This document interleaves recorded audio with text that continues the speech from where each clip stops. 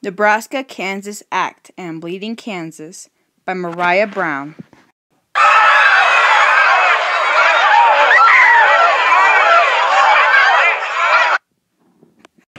Screams. That's all you could hear. Imagining, finally, you're free from slavery as you travel north and you found a nice home in Lawrence with a family.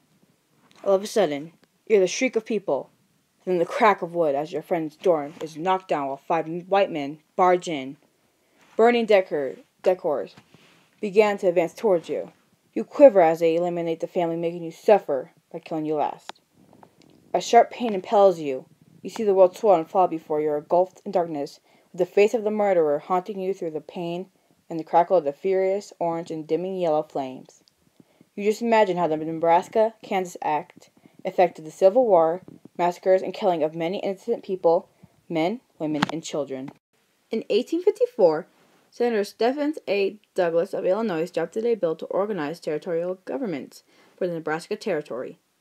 He said it would be divided into 2 territories, Nebraska and Kansas. Pro-slavery and anti-slavery settlers rushed into the Kansas Territory, just west of Missouri, to vote for the territorial legislature. There were more pro-slavery than anti-slavery settlers in the territory. Anti-slavery settlers boycotted the official government and formed a government of their own.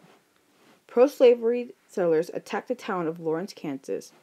The attackers destroyed offices and the house of governor of the anti-slavery government.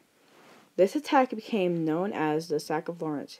Onto this explosive scene came John Brown, a politician. To avenge the Sack of Lawrence, he and 7 other men broke into cabins of several of his pro-slavery neighbors and murdered 5 people. As the news of violence spread, civil war broke out in Kansas.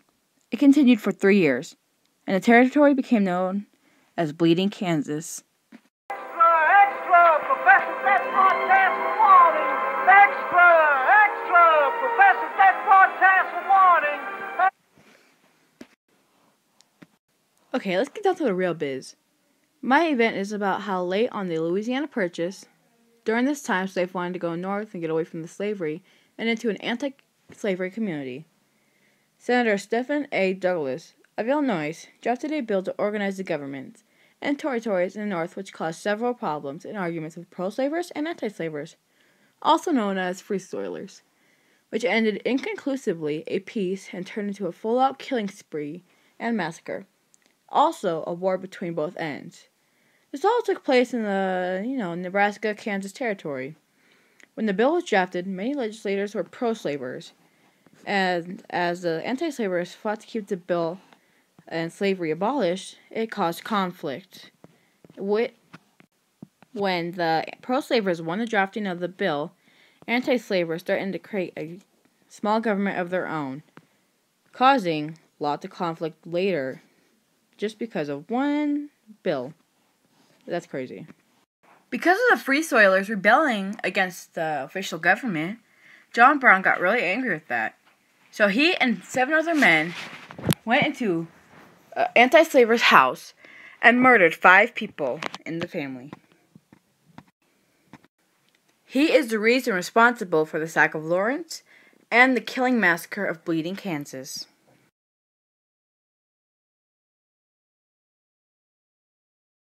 Senator Stephen A. Douglas, the man who drafted the bill, was not a nice man, for he is responsible for the deaths of many people, men, women, and children. He also caused many of the civil wars, massacres, and involved in the Bleeding Kansas. Because, let's face it, without him, we wouldn't have civil wars, the Bleeding Kansas, Sack of Lawrence, or all that bad stuff. So, yep. And as you see here, he gets paid back for, since his wrongdoing, he gets punished by the law. And in this photo, you see how the broom is labeled Maine Law. And Stephen A. Douglas is the man on the woman's lap. And he's getting punished.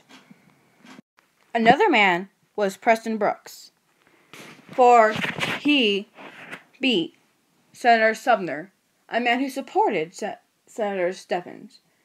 And he caused lots of teasing to an A.P. Butler, which was a relative of Preston Brooks. So Preston Brooks thought it would be smart to go over and beat him, causing many more conflicts in the future. The Nebraska-Kansas Act and Bleeding Kansas caused many events and changes to the U.S. today. One of them is debt. For as the Civil War, massacres, and killing tie in with the burned down houses and supply stocks, many had to rebuild their places, causing debt. Another reason is it caused many slavery conflicts.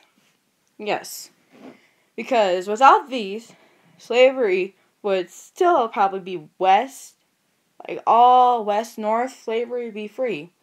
While down south, it'd just be like misery. This caused lots of change to the world around us and the U.S. especially. The end on the Nebraska-Kansas Act and Bleeding Kansas. Thank you very much.